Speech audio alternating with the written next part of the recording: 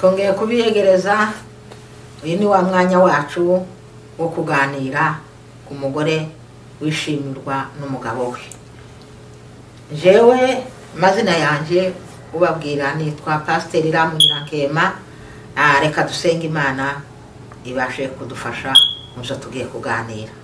Turagushima Imana igira neza, turaguhimbaje mu izina rya Yesu Kristo umucunguzi wacu. Ubwo tugiye kuganira ijambo ryawe Mwami, reka tuje imbere kuko wavuze ngo ijambo ryawe nitabaza ari muri kiribirenge byacu. Turagushimiye Mwami kuko ari wowe urishorera kugira ngo ribashe kutugwa neza n'abaryumva twese dufatikanyije hamwe kwishimira ijambo ryawe ni mu izina rya Yesu Kristo tugusabye kandi tukwizeye. Amen. Amen. Yesu ashimwe. Twongeye gushima Imana yacu kuko twongeye kugaruka kugira ngo tubashe kuganira ku magambo y'Imana avuga hejuru y'umugore, cyangwa se avuga hejuru y'urugo rw'umukristo cyangwa se urugo rw'umuntu wese Imana yaremye mu isi, kuko abo yaremye bose waba umukristo utaba umukristo bose ni ngombwa ngo bubake. Turaganira hejuru y'urugo. Reka dusome ijambo ry'Imana hano mu Mubwiriza ibice 4 n'umurongo wa 9. Haravuga ngo ababiri barutumwe kuko babona ibihembo byiza by'imirimo yabo, kuko iyo baguye umwe abyutsa mugenzi we, ariko uguye ari wenyine ntagira umubyutsa. Amen. Yesu ashimwe. Twongeye kugaruka ku ijambo ry'Imana rivuga hejuru y'ababiri. Bibiliya izitubwira ngo Imana imaze kurema umwana w'umuntu ari we Adamu. Nanone turagaruka ku ijambo twavuze nanone rivuga ngo Imana yashizeho igitekerezo cyo kuvuga ngo reka muremere umufasha umukwiriye. Amen. Ibona ko umuntu kuba wenyine iravuga ngo si byiza ko uyu muntu aba wenyine. Yesu nashimwe. Niryo jambo tugarutseho rigaragaza ko umuntu kuba umwe nakaga. Habe no mwisi umuntu yabaye ikehwa uzubona agenda afite ikibazo, akagenda abona ko afite ikibazo kitoroshe kubera ubukehwa si bwiza. Naho kuba umweho nakaga. Habe n'urugendo rw'umwe, abantu bakuru bazavuga ngo urugendo rw'umwe ntabwo ari rwiza. Imana nayo irabyitegereza iravuga ngo si byiza ko uyu muntu yaba wenyine, ngo reka tumuremere umufasha umukwiriye. Amen. Iri jambo ry'Imana dusomye hano ryo riravuze ngo ababiri barutumwe ngo kuko babona ibihembo by'imirimo yabo, imirimo yabo myiza. Ngo kandi ngo babiri iyo baguye umwe abyutsa uwabo, ngo ariko iyo uguye uri wenyine ngo ntuzubona uko ubyutsa. Imana ishimwe. Nanone turakurikizaho ijambo ry'Imana rivuga hejuru y'umufasha. Ijambo ry'Imana ryatubwiye ngo Imana yaremye umugore imurema ari umufasha, imurema ari uwo guha umugabo wiwe ubufasha, kumutera inkunga mu magambo, kumutera inkunga mu bikorwa, kumutera inkunga mu mirimo yose igenewe urugo. Yesu ashimwe. Imana yamuremye ibona ko hari ikintu kinini azabasha gukora muri uru rugo. Dukomeje kuvuga kuko umugabo iyo ari wenyine nta kintu yashobora, ariko ari kumwe n'umugore, umugore amugira inama. Umugore waba uri umupasiteri, waba uri umucuruzi, waba uri umuntu ukora umurimo wose runaka, iyo umugore aguteye ingabo mu bitugu ibintu bigenda neza.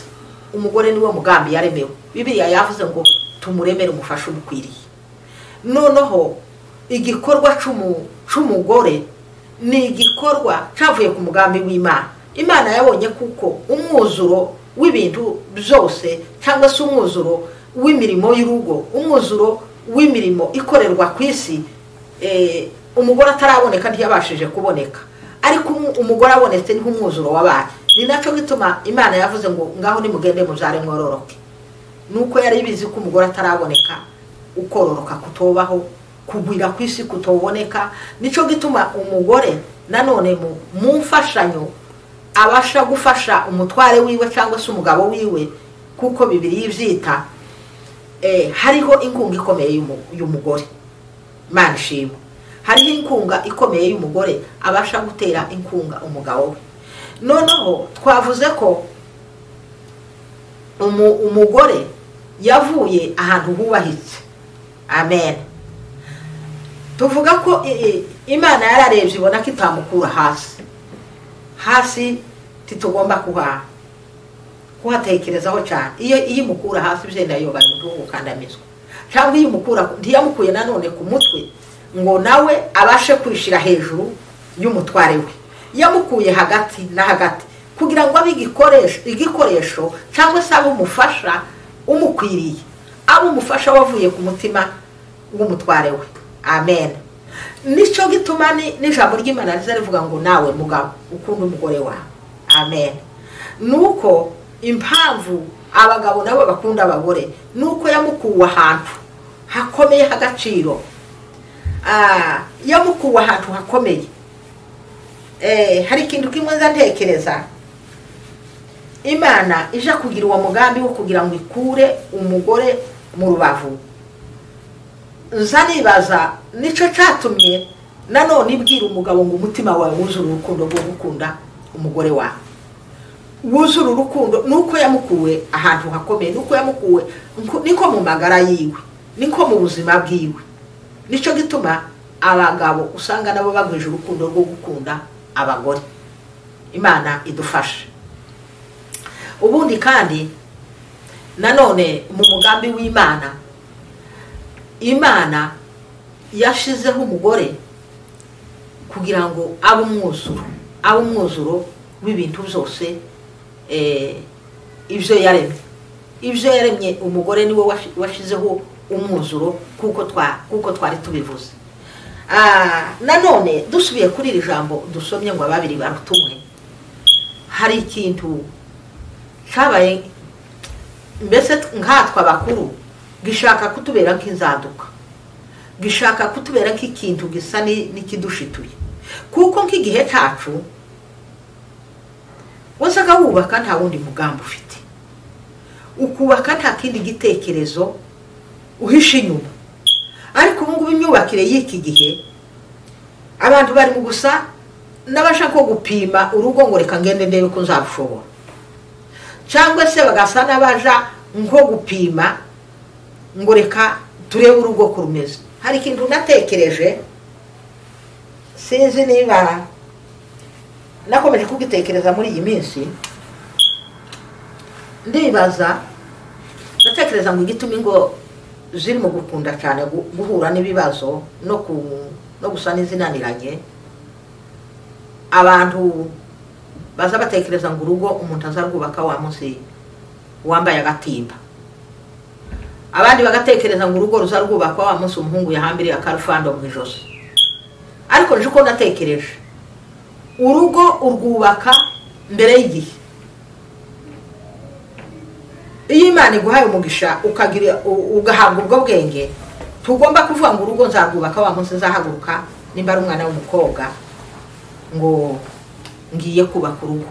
Uya munsi si urugo ruzarwubakwa. Urugo ruzarwubakwa mbere y'igihe ukiri n'umukobwa. Reka n'abakobwa bazatwumva tubonereho tunabwire. Urugo uzurwubaka ukiri umukobwa.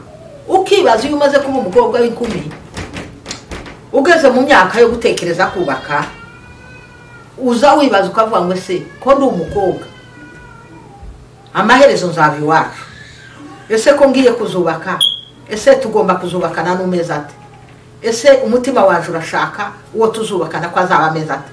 Ugatangira kumutekerezaho, ugatangira kumubwira Imana.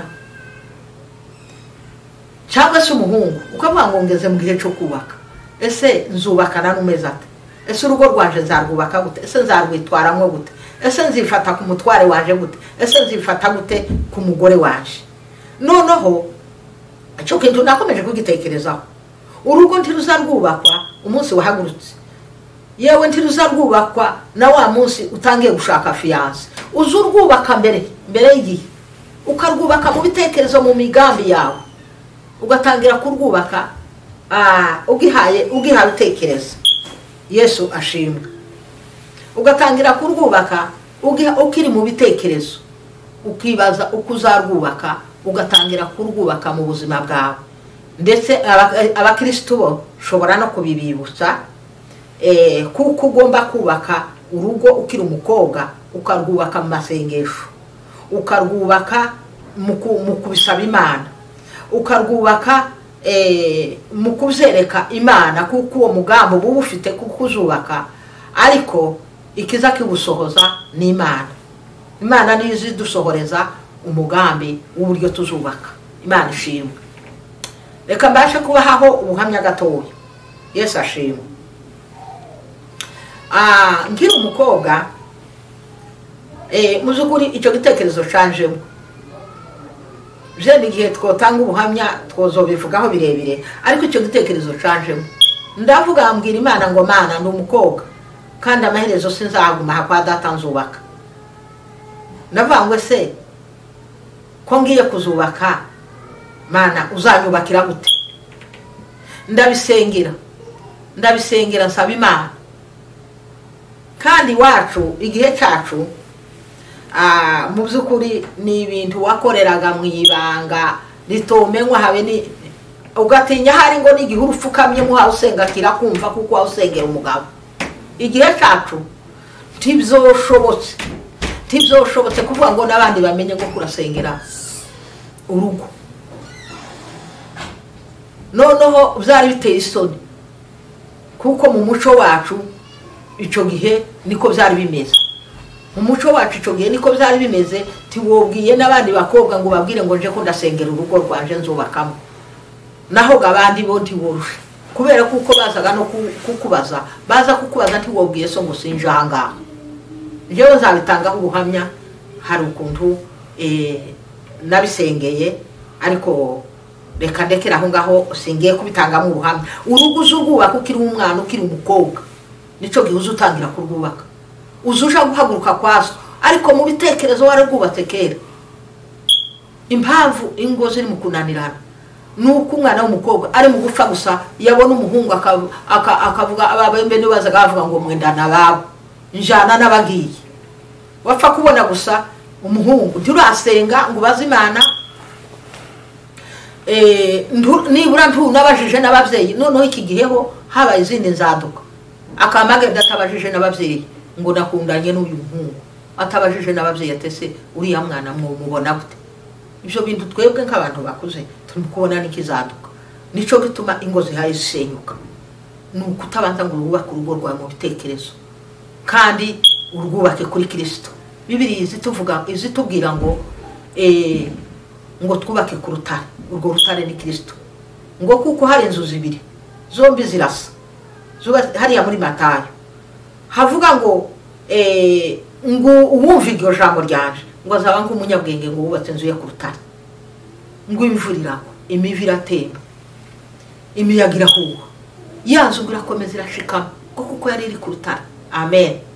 Ngo ariko hariho iyindi nzu ngo yubatswe ku musenyi, noneho ngo imvura iragwa, imivu iratemba, ngo yikubita kuri ya nzu n'umuyaga uhuje, ngo yanzu iragwa, ngo kugwa kwayo kwabaye kunini. Amen.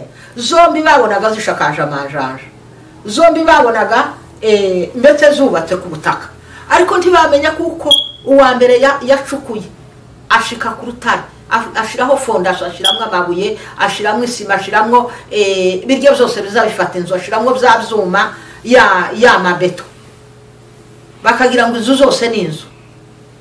Mu by'ukuri bivuga ko ingo zacu impamvu zisenyuka muri iki gihe nuko utarashize kuri fondation ya Kristo. Imana ishimwe. Nuko utarubatse ngo ubanze ucukure mu bitekerezo byawe, numara ucukure muri Kristo, ubanze usengera urugo rwawe.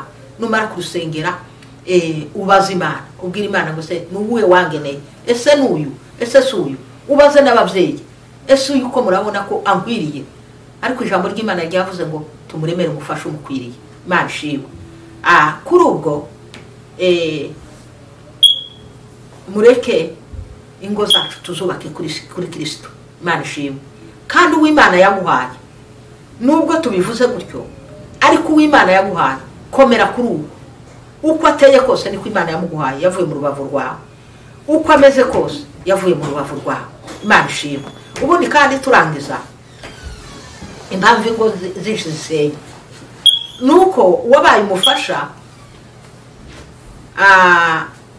ariko ubu mufasha ariko ntiwazigama bwa bwenge bw'ubufasha kuko umufasha ukwiriye iyo bakoraganye n'umutware we tubivuge gutyo cyangwa se akabona amakosa ku mugabo ntajana amakosa y'umugabo hanze ibyo ntibibaho ntibyigeze no kubaho cyakora mbivuze gutya ariko jewe mfite n'ubwo basimize nimba hari umuntu umwe twaganiriye aravuga ngo hari abagore bazabagamba abagabo babo simbizi ndabihamya gutyo nimba hari uzubikora yakoze kirazira ndabizi ko nta umuntu atobona ikosa ku mugabo we ngo urijane hanze ugomba kumugira inama yaba yakoze ikosa mugira inama yaba yakoze ikosa nimubyumvikaneho mwumvikane ikibazo mugikemurire mu rugo ikibazo mucumvikaneho ntazibaho zidakomanya amahembe ariko ugomba kuba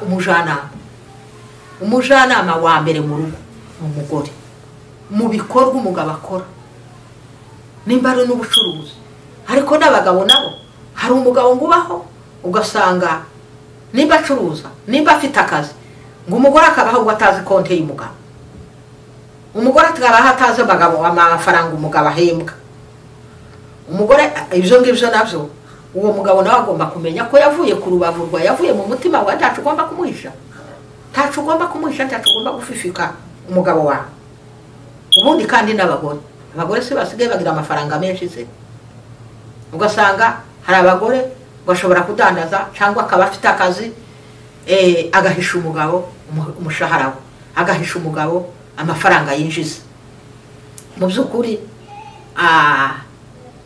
aho ngaho haba hakiri ikibazo cyo ni ikibazo gikomeye kandi aho ngaho ni naho bipfira kandi niho bikirira Imana ishimwe ubundi kandi nanone dusubiye mu wundi mwanya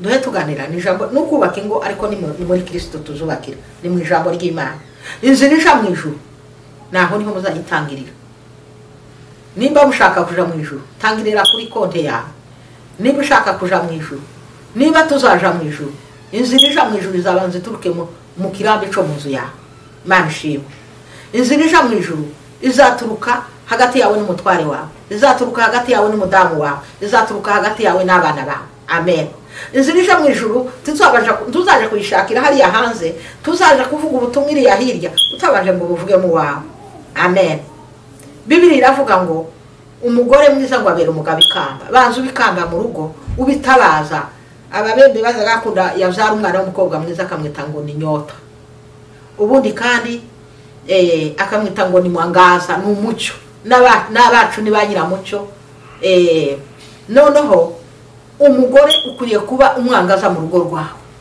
ukabitabaza mu rugo rwawe hagati yawe n'umutware wawe hagati yawe n'abana bawe aho niho tuba duhe dukora umuyoboro w'inzira ituganisha mu bwami bwo mu ijuru Imana ishimwe tuzaje gushakira ubwami bw'Imana ku misozi ubwami bw'Imana ngo buri mu mitima yacu niko Bibiri ivuga ngo ubwami bw'Imana ati tuzobubonera ku misozi ngo buri muri twe ubwami bw'Imana buri mu rugo rwawe ubwami bw'Imana buri mu bana bawe ubwami bw'Imana ukabona kubusohokana mu baturanyi bawe Imana yo mu ijuru idufashe reke tuba umucyo mu ngo zacu tuba umucyo mu bana bacu tuba umucyo tubone gusohoka mu baturanyi Imana idufashe Bibiliya yatubwiye ngo ababiri barutumwa se kurasiga umugabo ngo asigare wenyine ababiri barutumwa kuratandukana n'umugore wawe ababiri barutumwa ngo iyo umwe aguye undi aramubyutsa iyo umwe agize ibitekerezo undi arabisama bagafatikanya ibitekerezo by'ababiri bikubaka urugo rukubakika Imana idufashe